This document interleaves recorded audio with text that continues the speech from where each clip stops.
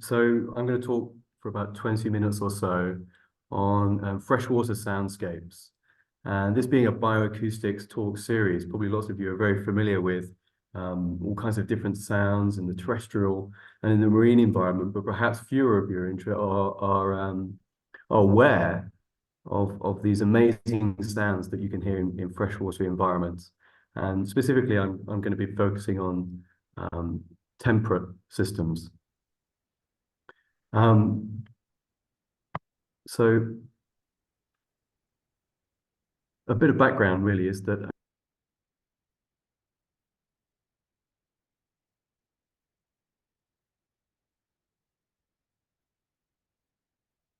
we're losing about 84% of freshwater taxa around the world, and wetlands are being lost 3 times faster than rainforests.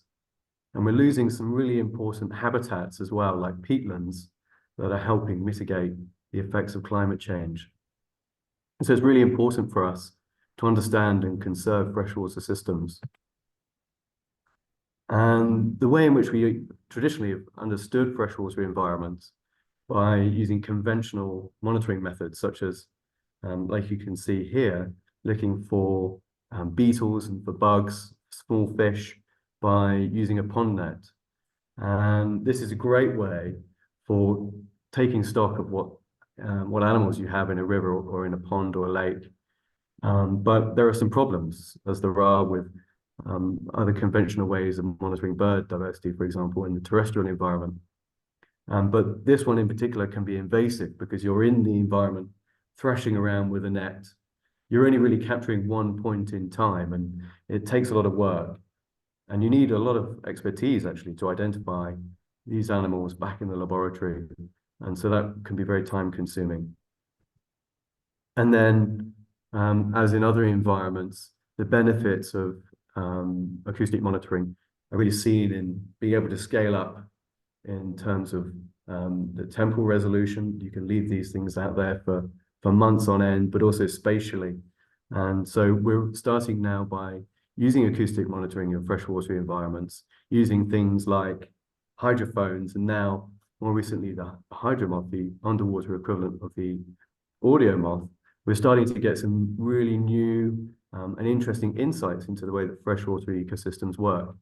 And so I'm going to briefly outline what the freshwater soundscape is like and what some of those insights are.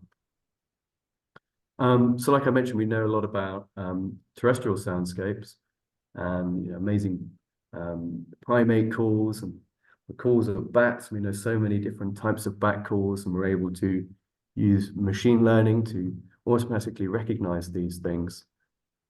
And in the ocean, we're learning really exciting things, such as the fact that playing the sounds of a healthy coral reef can help draw in and attract larvae, fish larvae, to a degraded area, and therefore help the restoration, which I think is amazing and optimistic for the future.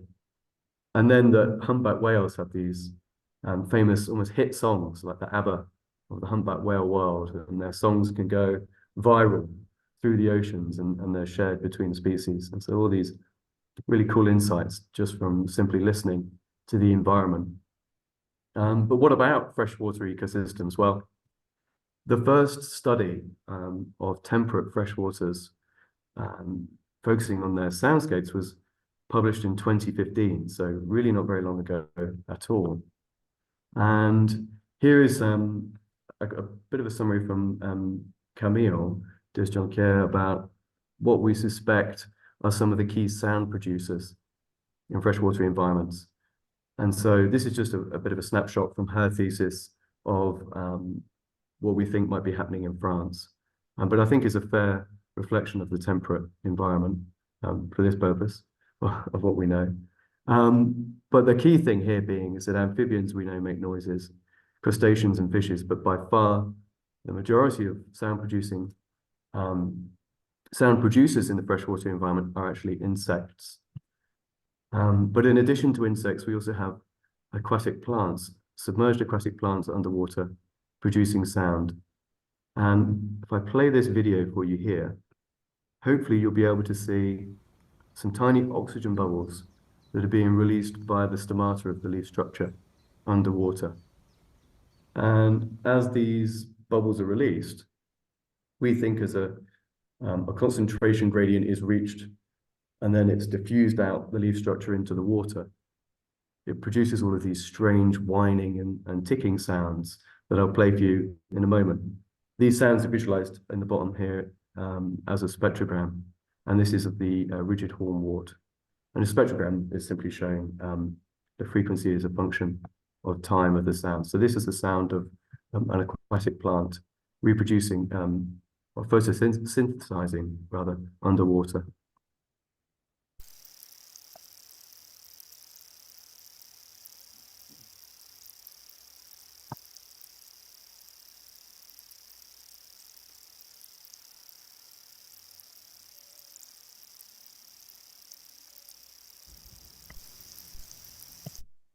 Okay. But I mentioned before, really, the main species in freshwaters are these insects, and most notably the water beetles and water boatmen. And here are some microscope images that show close up some of these structures of their anatomy that are involved in sound production. And they have wonderful musical names like a plectrum or a file of a scraper. And we've known for a long time, actually, that different species of aquatic insect must be producing different sounds, because we rely on the differences in the anatomy of these sound-producing organs in order to differentiate between species. And so if that's the case, then they have different musical instruments. They must be producing different sounds. And here is the sound of a water boatman, pictured here on the left-hand side, and the sound represented on the right. And these, in temperate freshwater environments, the sounds that they make are pretty ubiquitous in all soundscapes. So I will play you the sound that they produce. And they make this sound by rubbing two hard body parts together in a process called stridulation, much like how crickets or grasshoppers might do in the terrestrial environment. So this is the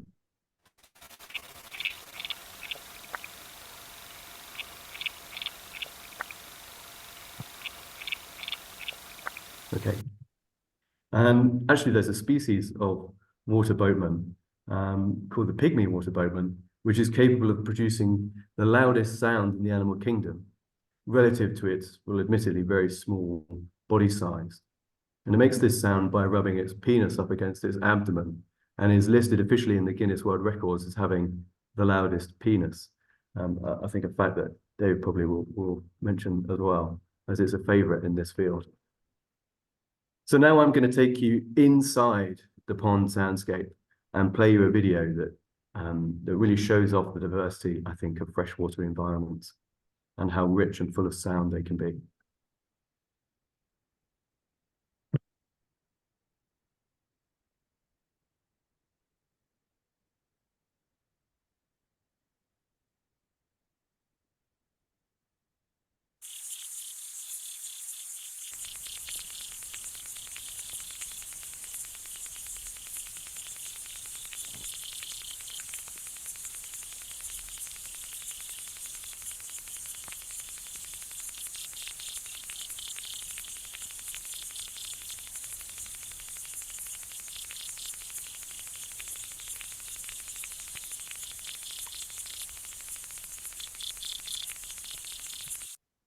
Okay, excellent. So lots of sounds there produced by the plants ticking away, and also the aquatic insects. And you can see that here in a spectrogram of the whole pond soundscape, quite clearly differentiating between slightly more high frequency sound produced by some plants, and then this very consistent stridulation that's produced by the water boatman.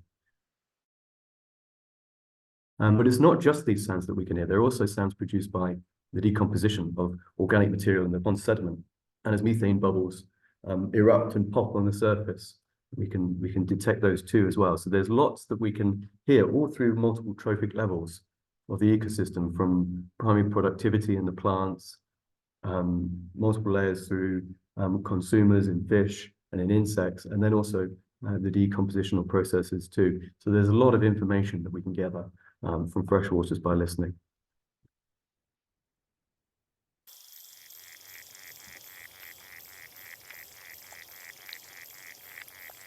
And this is the pond in Bristol in the United Kingdom, which is in the southwest of the UK.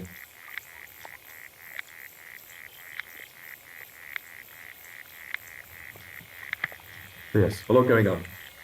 But why are we interested in the sounds that insects produce, other than the fact that it sounds kind of weird and cool? Well, aquatic insects and plants as well, actually, but I'm going to focus on aquatic insects here, are really useful biological indicators for determining the condition and quality of freshwater environments. And in fact, by using these conventional methods that I showed at the beginning with the nets, ecologists, freshwater ecologists around the world and in temperate regions have been able to classify freshwater environments. Actually, we've got some pretty comprehensive grading systems. There are lots of different systems that exist, but essentially different taxa are awarded a number based on how fussy they are. Some are incredibly fussy and will only live in really nice, pristine habitats, and so they're awarded a higher number. And then more generalist taxa are awarded a lower number. And so by capturing this diversity and then grading that diversity based on their preferences for different habitat conditions, we can gain actually a very accurate picture of how the environment is and how that environment is changing over time. And also we can see perhaps the site age. So how long has the pond or the river been around for, based on the type of community that we have. Obviously, if you think of a bare, barren ground, over time, different plants are going to come and colonize. You have pioneer species to begin with, and then more old growth later on. And the same thing is reflected here in these beetle and bug communities. And so we can see that. So we get another dimension of information from this. And some initial sampling that I did, so comparing this conventional way of sampling for insects with the sounds, shows here, hopefully in this figure on the left, is kind of clear that whether the volume icon is bigger, it has a more active, more complex soundscape. And that tends to be associated with the beetles and the bugs, rather than fishes or some more pelagic type species.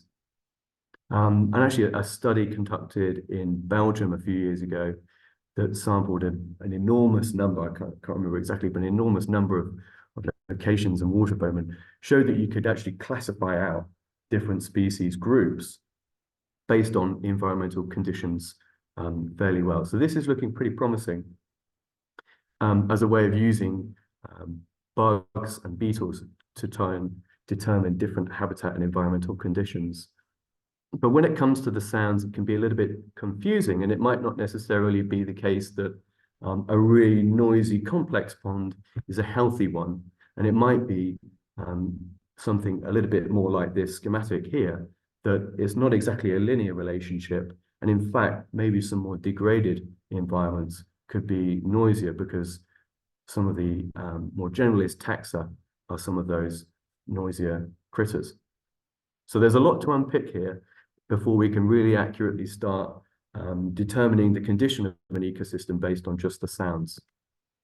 And really, the next step in being able to do this, make this link between soundscape data and solid ecological inference of condition, is to understand which sounds are produced by which species, and as a result, which environmental conditions are those species associated with. And machine learning, I think, is the way forward with this. And so this has been widely adopted in the marine environment and in the terrestrial, especially think of things like BirdNet, that uses spectrogram recognition techniques to pick out different bird species. Well, perhaps we can do the same thing here with these wonderful biological indicators in the aquatic insects. And here is just a schematic workflow of what one of these models might look like, considering different spectral components, simple descriptive statistics of these different calls that you can see here, reflected in the red and the yellow of these two different species, and then being able to automatically pick those out. And in fact, this is something that I've started to do. And I'm currently building a machine learning model to pick up this particular species of cigara from British ponds, and to tell the difference between whether there's insect stridulation happening or whether there isn't. Quite a simple proof of concept thing, but I hope will kickstart this line of inquiry. And really now we're kind of scaling this up. So we've got 16 days of continuous recording from 2 sites in the UK that we're going to apply it to. And really, for these things to work, what we need is a reference library of sounds of labeled known species in order to be able to help to train these models and to build this kind of reliable way of assessing freshwater soundscapes. And so to that end, recently I've started a collaboration with Fish Sounds, which is this great online library, mostly at the moment of marine fish sounds, but a fantastic resource. We're working together now to create an archive for all freshwater sounds. That could be amphibians, plants, even insects, as well as fish. And you can have a known species sound or even an unidentified sound, because this field is still so new. Actually, most of the sounds are unidentified, and perhaps even an educated guess as to what it might be at this point would be useful, so that then when we know more later on in the field, we might be able to review that collectively and address things as we go. But if you are in possession of any freshwater recordings and you think you might know what the species is or have an educated guess, then please do check us out on the Fish Sounds website and submit your sounds. We'd love to listen to them. And by submitting your sounds, you'll gain recognition as a co-author in a forthcoming data paper. And if you don't already have some sounds, then perhaps you can be inspired to go and record some. That would be fantastic. It's quite simple to do. There's a submission form that you can download and fill in some associated metadata there. There's some more information in the submission instructions as well that you can follow. And when you're submitting your sounds, if you do, then it's important, I think, to really accurately report the replication of the sounds. And so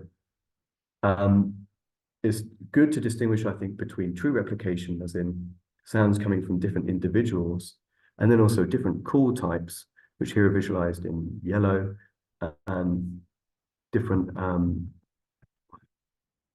call types here in yellow and in blue in the top panel, and then replications of each of those as well. So there's kind of nested replication. I think this table on the next slide explains that a little bit more clearly. So replication within individuals, replications within different types of calls, and then the number of those replications. But anyway, all this is hopefully very clearly laid out in the submission instructions that can be found on the Fish Sounds website. And then here, this is a schematic for how you can organize the files. It looks a little bit complicated, but again, it's all there in the instructions. And we've been live, I think, now for about 2 weeks advertising this. And already we have over 25 contributors who are interested, representing 11 different countries from around the world on 6 different continents, which is fantastically exciting. But looking at this map, there are some notable gaps, especially in Africa, in Asia, Central America, and South America. So if you are from either of those places, then please do get in touch, get involved if you're keen or you are in possession of these sounds. And then finally, I'll just finish on a different value of the recording of sounds in the environment is their power for engagement. And David's going to build on this brilliantly. And in the marine environment, obviously recording the songs of humpback whales, which Roger Payne did in 1970, really changed the way in which people thought about whales and allowed them to anthropomorphize in a way that they never did before and cared actively about their conservation. And so this is something I think really powerful that we have in our field. And to that end, I collaborated recently with a musician called Action Pyramid, and we created an album of pond sounds that tells the day in the life of a pond through a 24-hour cycle, where you have at nighttime these really strong, intense choruses of aquatic insects calling together, and then in the daytime that slowly fades away, and you get this amazing diversity of plant sounds that you can hear. And we're taking the album on tour. We've got this big world tour lined up. We've had some fantastic shows in Los Angeles and Las Vegas recently, and I think now the next one is in New York. So if you're in New York, you're around New York, then come and say hi. We have some special guests come on stage, and tickets are selling out fast. So yes, do look into that. But anyway, thanks very much to all of my collaborators so far, and thank you for listening. Thanks, Jack. I'm not sure. I don't know you well enough to know if you were joking about that. The tour. Can I go? I mean, I'll be in New York City later today. Is it at Madison Square Garden, or do I have to go to the Beacon, or where is this going to be? Yeah, it's Carnegie Hall. I think that's the big one in New York, is it? Okay, more highbrow. Yeah, that's yeah. a place that's more fitting for sure. I think so. Yeah. God, Ben, let's go. Carly, I'll get tickets. Us two tonight. I think there's maybe we'll need to scalp them if it's sold out, but we'll make it happen. Yeah, come and say hi right. in the VIP lounge. We've got Beyonce there, and it'll be fun. Nice. I love it. So I see one question from Wolfgar where he's interested in terms of fish sounds, does this include vocalizations or sounds created when they interact with their environment, for example, when they're building nests, let's say? Yeah, I think vocalizations are fantastic, as well as the sounds of spawning. I know there are quite a few papers that describe the sounds that fish make when they make reds and things, for example. So I think that's really really interesting. Also, someone emailed me today about the sounds of a shoal of minnows that seem to be breaching the water, and I think having the sounds of interesting behaviors as well is something that could be really valuable. So yes, absolutely. We've got a few more questions in the chat. What are the best resources we can use to help us identify the species of the sounds we would be recording in order to contribute to the Freshwater Sounds Archive? That question is from Jeff Reed. Yeah, the best resources. Well, I think the real answer there is that there aren't really any. You would agree, Ben. I mean, there's published literature out there of a few sounds of aquatic insects, but as a kind of really simple, easy to use, searchable thing, it doesn't really exist yet. So having an educated guess, kind of isolating things in a controlled environment is probably the best way of being able to be completely sure of what you're recording, what you're listening to. But even that can be surprisingly tricky, actually. Indeed. Venkatesh, you have a question? Hello, I'm audible. Hi. Hello. Hi. Hello, Jack. It's a great presentation. I was interested in the bubble sounds, actually. Do you think using octave band analysis, you would get some better different level understanding or different perspective? I have no idea. That's not something that I've considered. What could you describe? Could you describe what you mean? So actually, currently I'm doing MSc. So for my thesis, I'm working on freshwater acoustics and fish abundance. So like I'm looking at whether fish, do they use the environment sound to acoustics to find their suitable environment, like a cue. So while I'm going through papers, there were some mention is there, the bubble sound in the water affects certain frequency. So it's around some 300 to 1K. So while looking in octave band, it literally opens up in a different perspective, different perspectives. So that way I thought it would be like, we can get some different understanding. That's all. Yeah, no, well, very well may be the case. That's not something that I've come across before. So I've written it down in my notebook and Yeah. I'll check it out. Thank you. Yes. Thank you. Hi, Jarnej. You have a question too? Hi, do you hear me? Yes. Yes. So first of all, great talk, thanks. I actually have several questions because right now we're starting monitoring freshwater project in combination with environmental DNA approach, so to assess these techniques. I have several questions and I'm not sure I want to take too much of everyone's time. So if you prefer, I can contact you later, or we can do it. Yeah, of course. Yeah, but I mean, maybe ask a question now and then any follow-ups, and I'm happy to answer by email. Yeah, maybe a quick question for now. So, do you have any means to assess the range of the hydrophone that you're using? Because I think this is important, to know the active space of what you're detecting. Yeah, definitely. Yeah, so this is something that as a field collectively we haven't properly addressed yet, and the way in which all the different bathymetries, the different shapes of ponds, and even big clumps of submerged aquatic plants up in this can really absorb a lot of the sounds and deflect them. Yeah, sure. And then, yeah, of course, complex, the sounds are reflecting off the surface of the water even. So there's definitely a lot of space there to really understand these were pretty fundamental limitations of the equipment that we're using. But yeah, that's not something that collectively we've looked at properly, I would say. All right, thanks. But yeah, definitely should. I just wanted to share the experience. So now we started recording more frogs, so the Rana arvalis, and yeah, I'm noticing that different parts of the spectrum get attenuated. So you either have mid-range frequencies or low frequencies in the recording, or both, and it, from what I'm seeing, it's quite random. And yeah, it's an interesting aspect.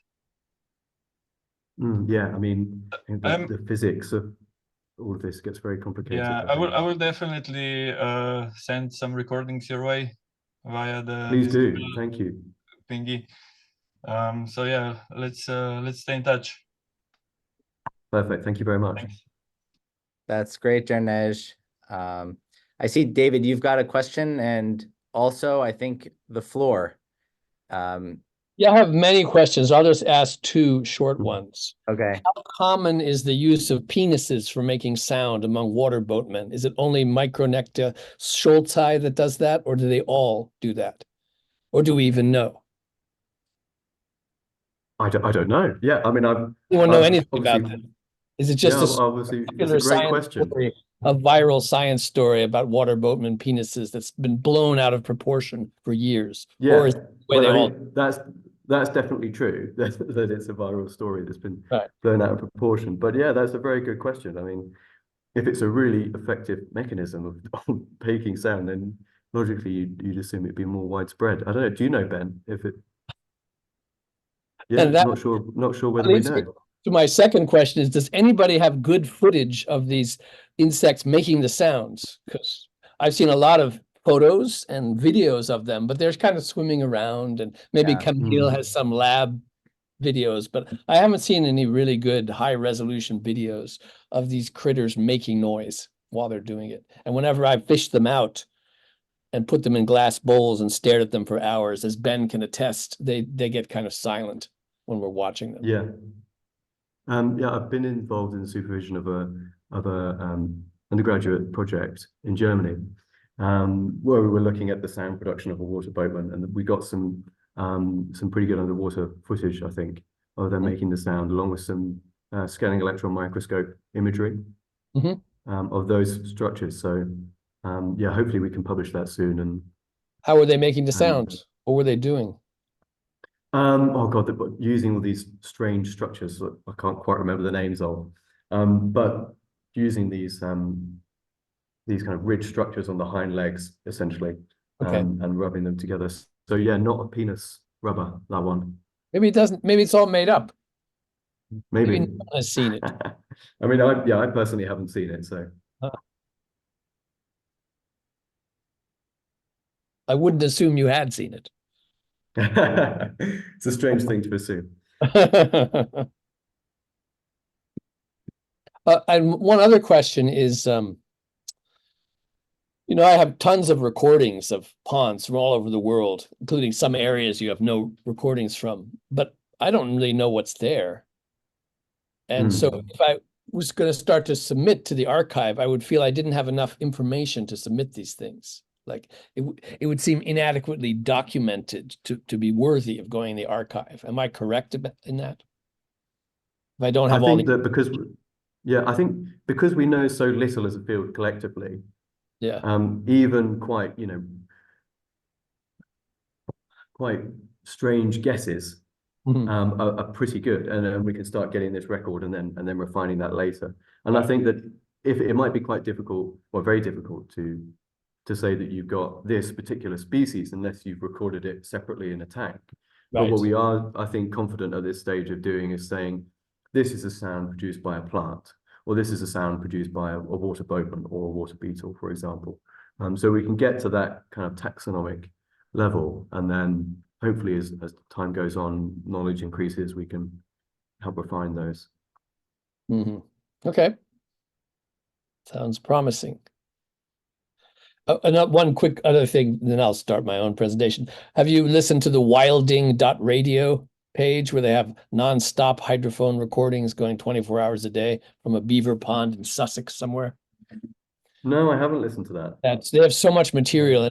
Alice Eldridge set it up, and sometimes she says, "Oh, yes. Now, this amazing stuff happening right now," and I'll just go check it. And she sent me a long sample, but I think they have many, many hours of this one pond working continuously all the time. And you can also hear what's up water by moving a slider on the screen. Why don't we do a quick plug for that before you get started, David? So this is Wilding Radio, which is a project by Alice Eldridge, she's been on BioacousTalks a few months ago. And so now it's a mix of air and water. We don't see it. We see the Raven Pro screen. Oh, really? Okay. There, now it's coming. Yeah. For a second, it appeared for a moment. Now I can't see it. Then it went away. You have to share everything, not just the one thing. I can put it up if I'm allowed to share. Sure. And then go for your presentation. Okay, let's see if we get everything right. See if I can make it work. Do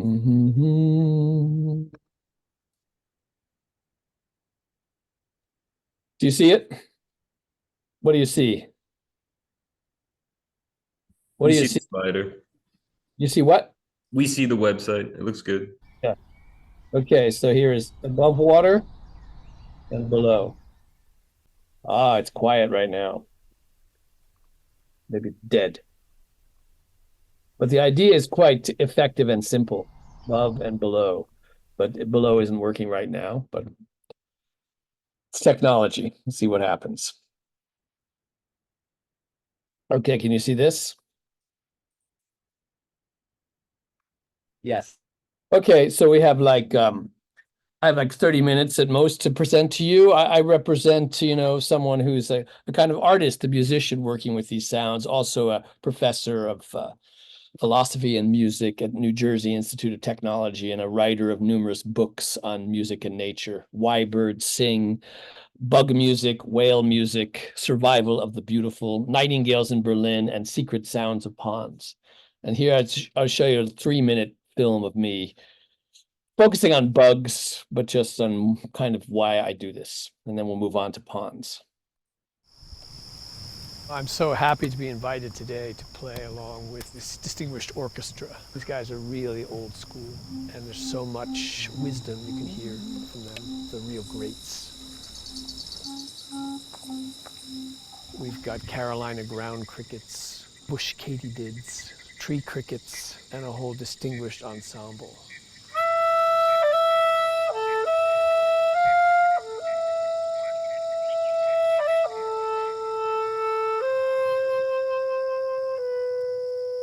I've learned a lot from many musicians I've played with. Humpback whales in Hawaii, nightingales in Berlin, lyrebirds in Australia, beluga whales in Russia. Oh, it's very loud over here. This is late August, this is insect time. This is a hydrophone, it's an underwater microphone. It picks up sound underwater, and there can be all kinds of creatures.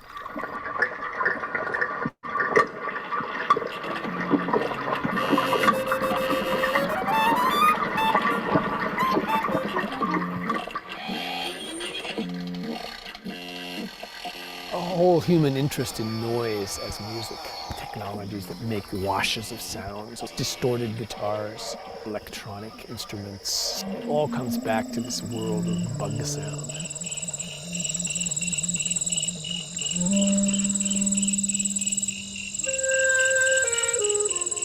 Our whole biology and culture evolved in the presence of all this.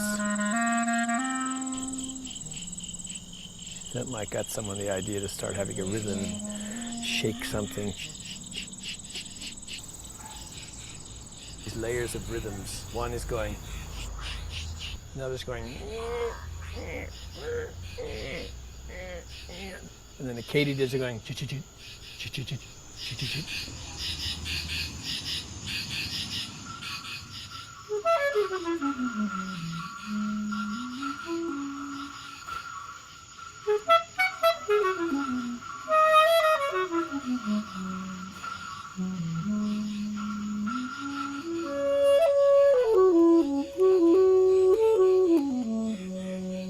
There were bugs on this planet long before there were these more complicated creatures like birds and us.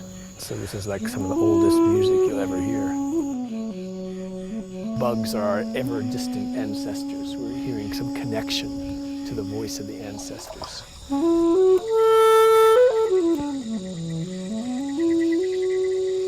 The insects remind us where we came from.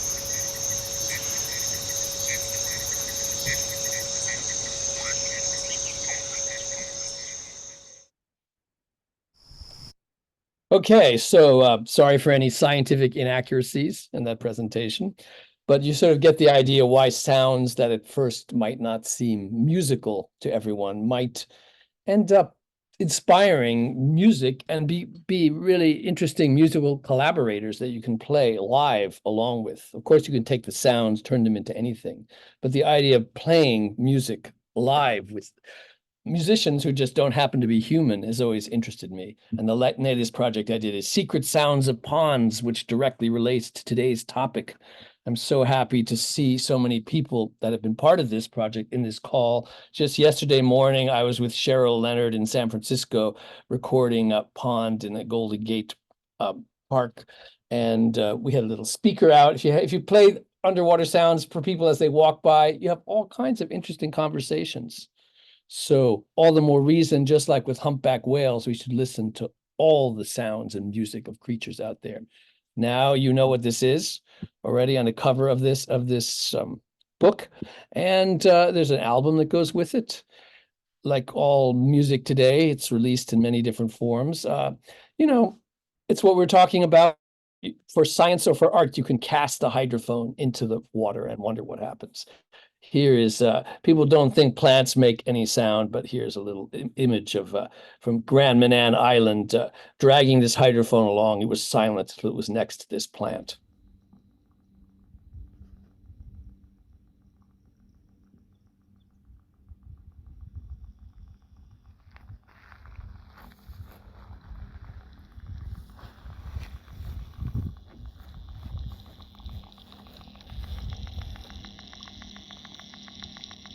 That's what it sounds like.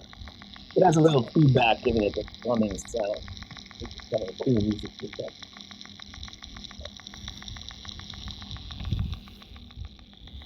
Jack's machine learning algorithms will quickly determine is it a plant or animal. But, you know, in some ponds, this one is Hidden Lake, where a lot of this recording as part of this book was done. You hear these creatures. This is you can Ben God has been talking about this photo shoot that you're photographing this guy. I guess he counts as a back swimmer.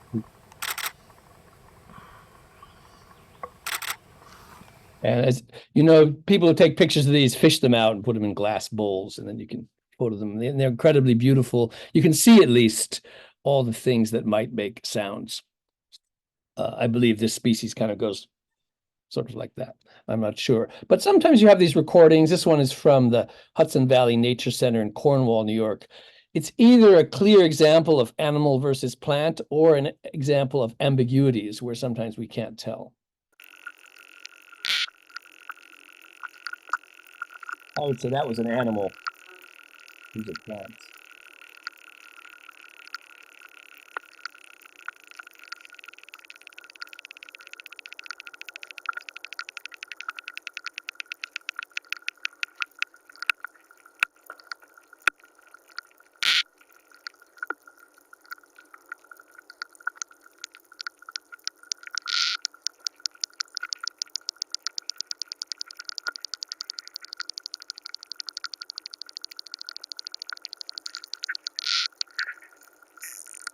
What was that? I'd say. And now, what's this? Probably a plant.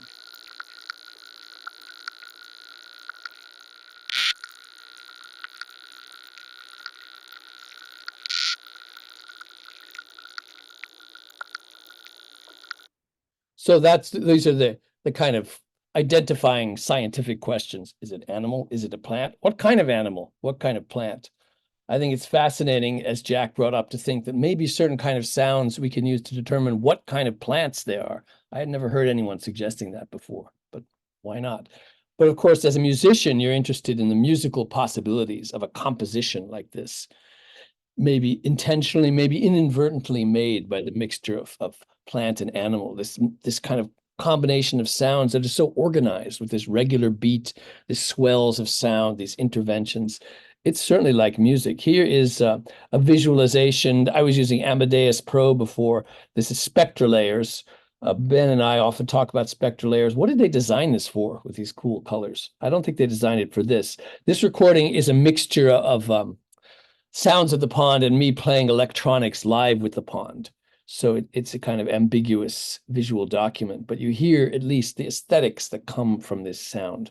Like you spend time listening to the pond, you kind of internalize the idea, the aesthetic possibilities of this pond, changes your own music. And in a way, the late installation visual artist Robert Irwin, he was profiled in a book called Seeing is Forgetting the Name of the Thing One Sees. Maybe hearing the pond might be forgetting what you're hearing, the name of what you're hearing, but just sort of taking it all in.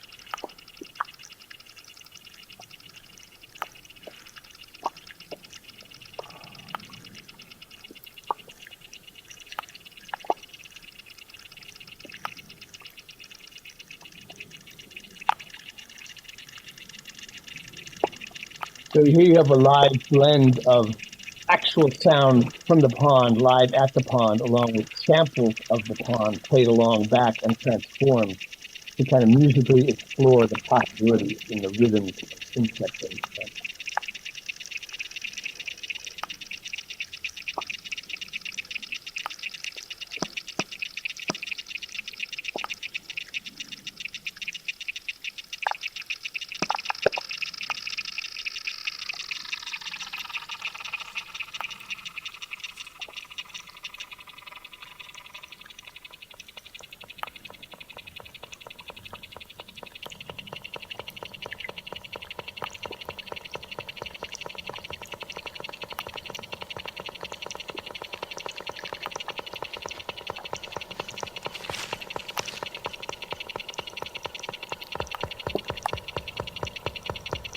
I'm not going to play the whole thing, but well, that one's on my YouTube channel, and many of these are associated in the SoundCloud page that goes with the book that you can easily find.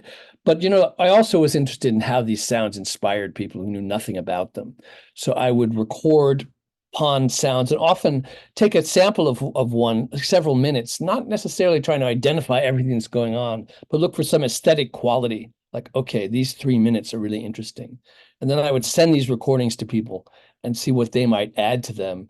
And then, you know, mix music and words, and the pond was the structure, the musical structure, the whole piece comes from what the pond is doing, whoever's making the sounds. So here's an example of a collaboration with the Turkish poet, philosopher Ilgin Aksaloglu, who I never met at the time. We just corresponded online. This is during the pandemic. I took this pond recording from Boston Corners, where Connecticut, Massachusetts, and New York come together, and resonated it a little bit to bring out a kind of tonal, thrumming kind of sonification from the recording. And then we added contrabass, clarinet, and these words that kind of came out. So, and then Ilgin said, "Your sonograms are so ugly. I hate those colors." She decided to play with it and came up with this color scheme.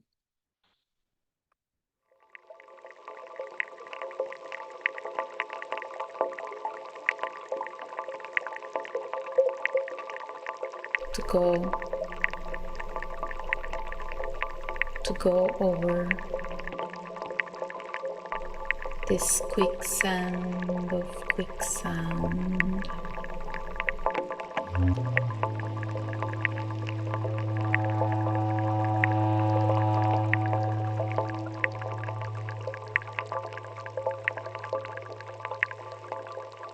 The sound teaches me. Now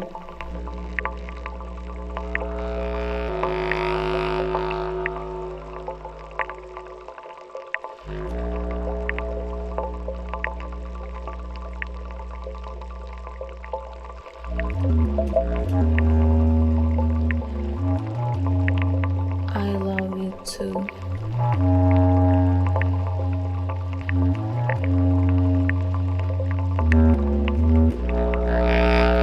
Let's make drama.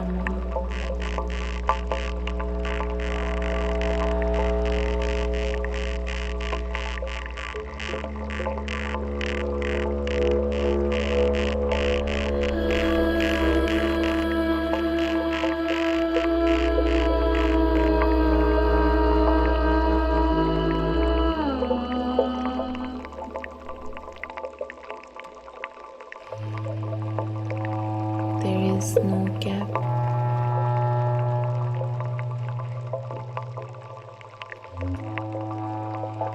Pulls me over, pushes me away.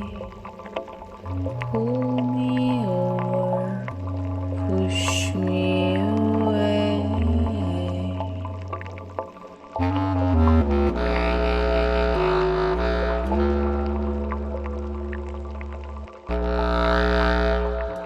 When? Tell me. When?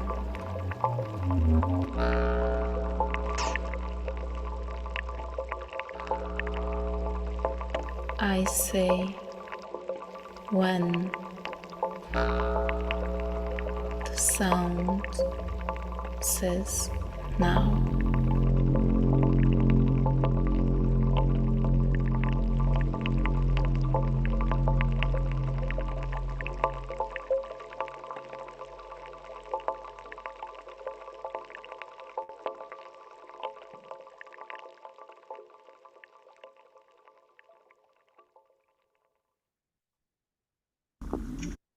So yeah, here's the whole project. And book, music, and I'm still not sure if Jack's actually going on tour, but I am going on tour with this project. And the next events are March 30th and 31st in the Hudson Valley. We're doing some pond concerts. One location has been announced, the other is still secret. And then we can go to Paris, France, in Aix on the 14th of April, and then there'll be more coming up in Berlin and Prague and other places, and wherever else anyone wants to invite me. In Placerville, just a few days ago, in Wakamatsu Pond, I made this recording. Give you an example of the kind of recordings I have and how little I know about them.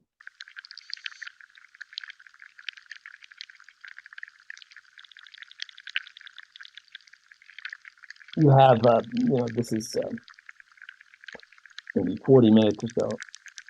In the beginning, it's quieter. After a while, more things start to happen.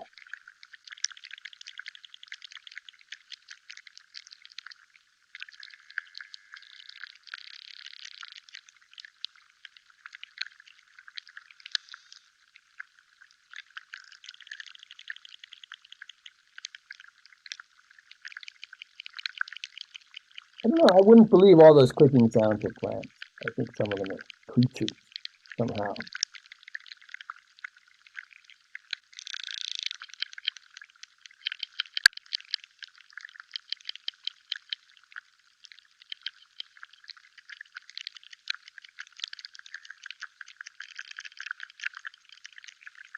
Whatever they are, they're very suggestive.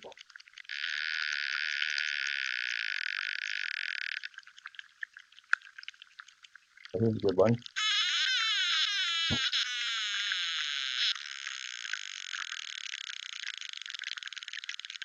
It's especially interesting, the surprise of you start listening, nobody's attuned to any of this, and after like 40 minutes or an hour, people really get shocked by some strange thing that happens, and then they are more attuned to all these sounds. It really changes your sense of hearing and what's really out there. The last one.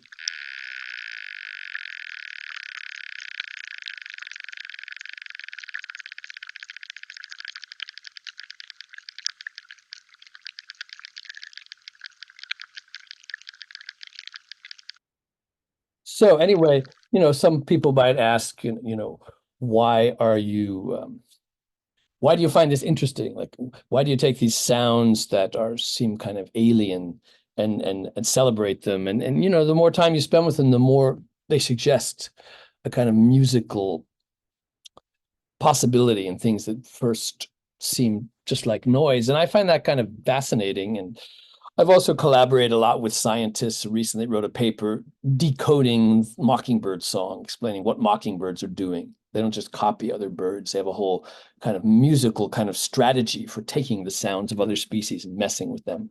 And I thought it was strange. No one had previously thought that was worth writing about because they didn't really think in those terms. And in a way, the science of sound can learn a lot from music, because music has thousands of years of ideas and thoughts on what structures of sounds mean that are not like language. They don't have to be translated into something.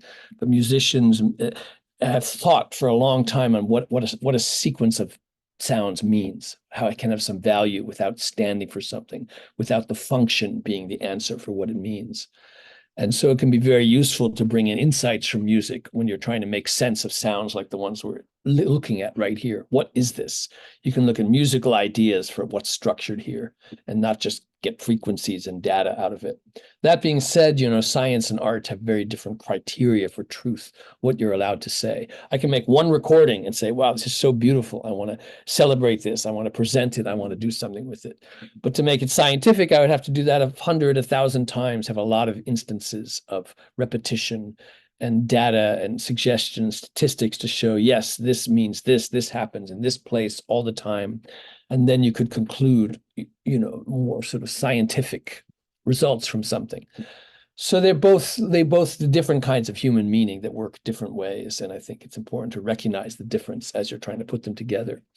But it is quite important that these sounds are actually beautiful, especially now that we live in a world where all kinds of noises are accepted as music. There's nothing strange about these sounds. They're a lot like electronic music, and yet they're made underwater by animals and plants. That's an incredible thing that connects humanity to nature just a little bit more, and means our culture is ever more connected to the world around us. So thank you. I'm happy to answer any questions and play more things. Hope you could hear and see all that. Yeah, it's amazing some of the places that you've recorded and what you found in the last few years. It's definitely a prolific collection. Amazing how little we know, like, and how you can be surprised. And for sure. Wolfgar, you've got a question for David? Yeah, I had a quick one. Well, just first off, thank you. It's absolutely phenomenal. It's really exciting because what I'm trying to do with my honors thesis is do some research looking at the sounds smallmouth bass make, whether it's vocalizations or incidental with their spawning behavior, but then also create a film about hopefully inspiring people to care more about about their local ponds and get them as excited as like kind of what you guys were saying, using that same excitement that we get around whales and such. And I had a question with you of you were talking. I would love to hear you talk a little bit more about the combining of maybe more artistic recordings with more scientific recordings, and how to balance those when trying to do them in conjunction. Because over the summer I'm going to be having things like hydromoths out, but you know, they have a lot of background noise. So I'm also considering that I'm going to be using a hydrophone that's much more active through like a Zoom recorder or something. And I wanted if you had any advice on kind of making sure that I can record lovely things while still having it be scientifically stable. yeah, I mean, my own experience doing that is, I had these hydrophones I used to record whales made by Aquarian Audio. And I'd heard pond recordings people had made, but when I stuck these hydrophones in ponds, I heard almost nothing. And I thought, well, is it different ponds? And then I went to Wave Farm, which is a sound art residency and exhibition space in Acre, New York, near Catskill. And they had a sound piece by Zach Poff, who's an artist from Brooklyn. It was running all the time. He got constant sound from his ponds. I said, what are you using? He said, oh, I make these hydrophones. It's a different technology. They're super sensitive to sounds like a few meters away, as well as things from far away, but they work very differently than the ones used for whales. And they just pick up so much more sound in ponds. And so I had to make me some. And I said, we need lots more of these. And so then I said, let's just make them in China and we'll sell them. He says he didn't want to do that. He's like a DIY kind of guy. But I had a friend who made underwater speakers who lives in Hoboken, this Chinese engineer. And I asked him, this again was during the pandemic, can we make these things? He goes, oh man, I'm stuck in this apartment in China. I can't leave. I need some project. Let's do it. So he couldn't, China had such serious lockdowns, but he could still talk to people at the manufacturing company. We started making these hydrophones, and now I make them, and they sound very good. They're not very expensive, and I tend to plug them into a Zoom type recorder with plug-in power and plug it into a Bluetooth speaker, and just have everyone listen to it, whether it's birds or frogs or foxes, whoever's wandering around hears these sounds, and they're pretty much all interested because they haven't heard them before. And I like really listening. I'm not putting on headphones. I'm not sticking a moth underwater and collecting the data months later. I want it live right there. And although I've taken a lot of sounds and made music with them later in the studio, it's much more fun to be out there and do concerts with people with the speakers out. Sometimes you can put many hydrophones in. Sometimes you can use really loud speakers that makes it like a huge rock concert from underwater. Although I like the small ones, so it's kind of intimate. And that just makes the pond come alive right there. And so it's pretty easy to do it technologically. And you just have to, if you're going to play music with it, you have to have a kind of sensitive idea. How do you blend with these sounds? Or you just bring people out to listen, and you can tell stories about how much we know, how much we don't know. Thank you. Jack? Yeah, I was going to say, well, first of all, thanks so much, David. That's so fascinating, especially to hear about your perspectives on how musicians and scientists can collaborate together.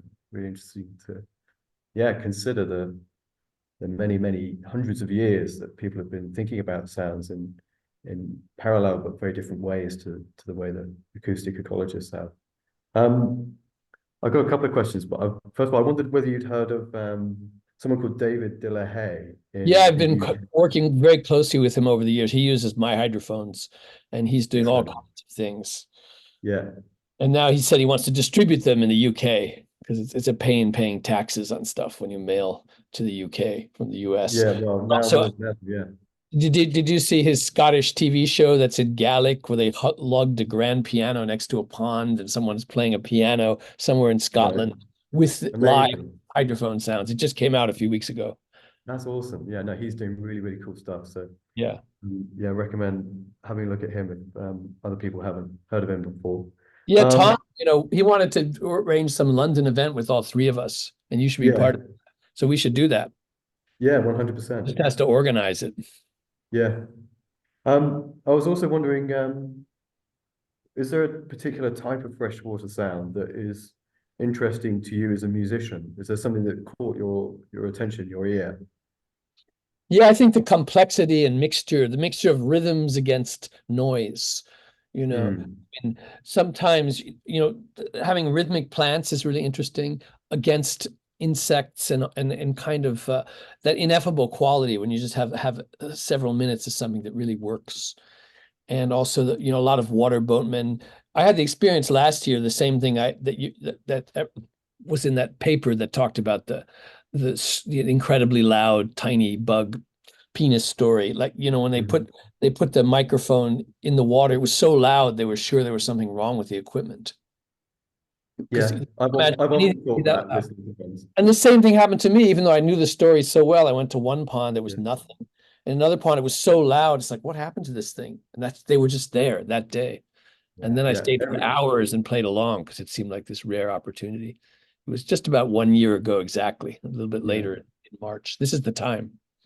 Yeah, no, every pond is a surprise, isn't it? Yeah, that's the thing, the surprise. But some of them I've noticed, back to what you said, that this one up by Connecticut, Massachusetts, and New York, I went there in winter and the same sounds were there. It was cold, same mixture of insects and plants. Like, it had a certain acoustic quality. Some ponds just always sound interesting. Others, there's nothing. Yeah, and you totally. can't tell exactly. It was interesting to number the species, which required cleaner water. I hadn't thought of that. Of course, something that would be true. If no one else has got a question, I've got one last, but I'd be happy to wait if there's more. I would love to hear a little bit about the creation of hydrophones, but your questions have been really interesting. So yeah, you go ahead. I mean, Zach has the exact on his website how you can make them yourself. I don't really know how to make them, but I know that in China, the engineers changed some things. We went through a lot of prototypes. Yeah, I have some good information on that, Wolfgar, that I'll put in the chat now. Yeah, that's right. That's a good source. And but the interesting thing is these different approaches. Some people just want a massive amount of data. Like, let's just have a month underwater recording. And I would like to have like 3 or 4 really good minutes that are really interesting, which you could find by sifting through all that material. But in a way you can't, it's too much. You could include macro questions, but not the kind of human scale questions. You just have to go out there. I found the best thing is to just sit around for a few hours, then things will happen. If you take the time, go to different places, and you can sort of tell this is promising, I'm going to stay here. And things happen. You watch, how other creatures respond to the sounds that are underwater, how they kind of react to it. Yeah, I think that's why we need things like this archive to try and help understand and really then apply these machine learning methods that we need in order to be able to understand on this scale, because it just is impossible to listen to this stuff. Yeah, I think make sense of it. There's a lot of people around interested in vast amounts of bioacoustic data, and this is it'd be pretty interesting collecting all this stuff, and maybe you will be able to identify certain plant species. Yeah, I don't think that's impossible. Yeah. My final question was wondering if you had any particular challenges that were unique to working with freshwater sounds. I'd actually like to know what I'm listening to, Yeah. That one challenge, and the other challenge is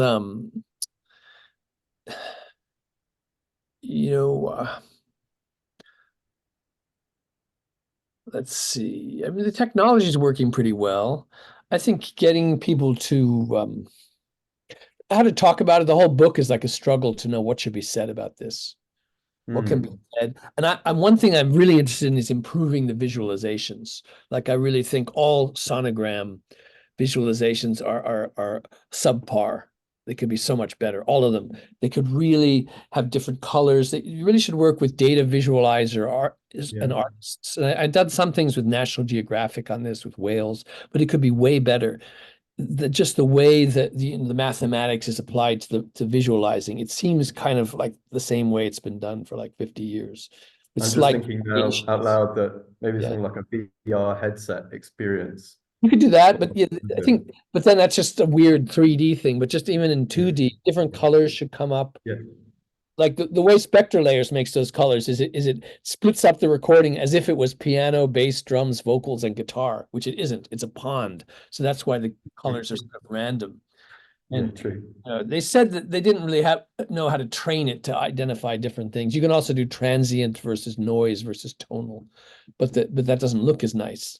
But I also think this can be improved by really having artists work together with the designers of these programs to really make it visually more interesting, because people have different sensitivities. And many artists would look at a scientific paper and say, how could you use those colors in an image, in a sonogram? They're so hideous and so ugly together. How could you use those? And the scientists will say, oh, those are the default colors. Or, oh, I just like those colors, which is kind of like an artist doing some mathematics and saying, I like this. And the scientist says, that makes no sense. Oh, but I like it. You know, these different human intelligences could work together. But I'd like to see very refined, different kinds of sonogram technology, to a whole range of ways of visualizing that would make, because I think scientists understand these images, but most people don't, and they could understand them a lot better if it was worked on and made sort of more friendly, just like how statistics is presented in charts, visual ways that people understand. And I think and I've tried to like get a team of people together to work on this. I think I will eventually. And so that's one of the challenges. Yeah, and also getting, that's kind of I think more people should be doing it. Everyone should be out there experimenting. And you know, it's very accessible. People really like these sounds, whatever they are. They're very excited by them, even if it's just the sound of water and wind. And people get excited knowing there's sound that we can't hear because we're not underwater, and that it's right there going on. And I also think people like the sense of patience, waiting around for something to happen, like bird watchers waiting for a bird. Thank you. Why don't we take one more question from Wolfgar, and then we'll close out. Oh, if anyone else has a question that is so all right with being asked, I'm sorry, my bad. I'll be out of here in just a second. I just wanted to say that my class actually apparently bought one of your hydrophones, David, and we've been using it for an art and science on the Mohawk River class. So we've been starting to take recordings.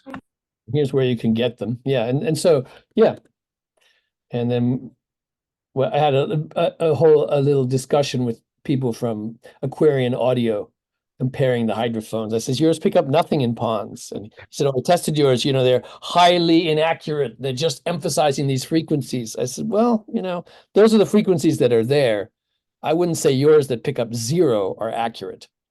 And he didn't get mad at me. He said, well, you do have a point. Hey, Justin.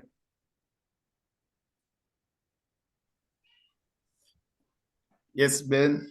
Hi. Hi all. Thank you for the floor.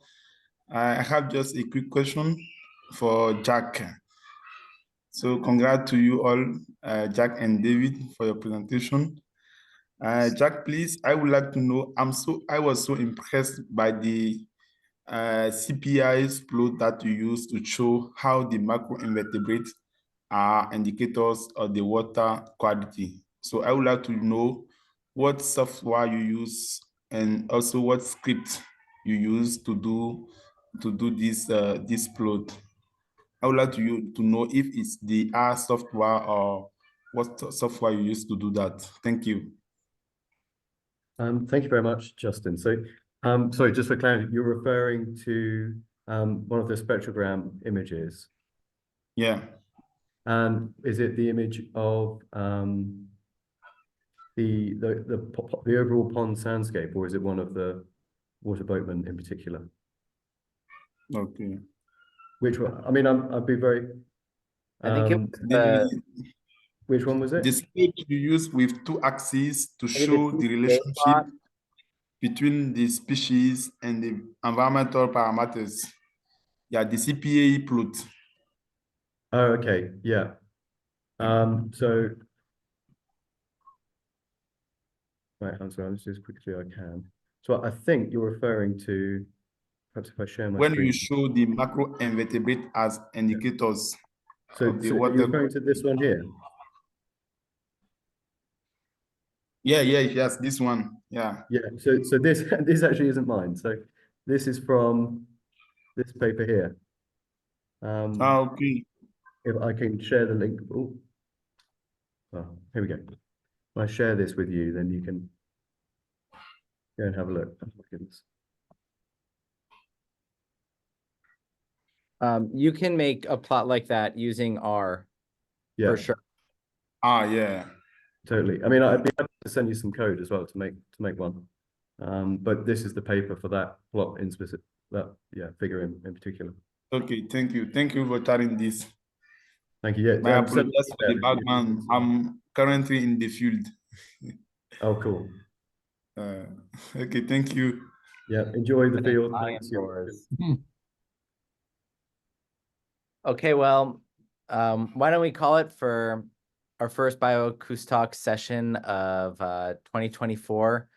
David and Jack, thanks so much for bringing these two different perspectives together on freshwater acoustics. And like they both said, let's get out and explore.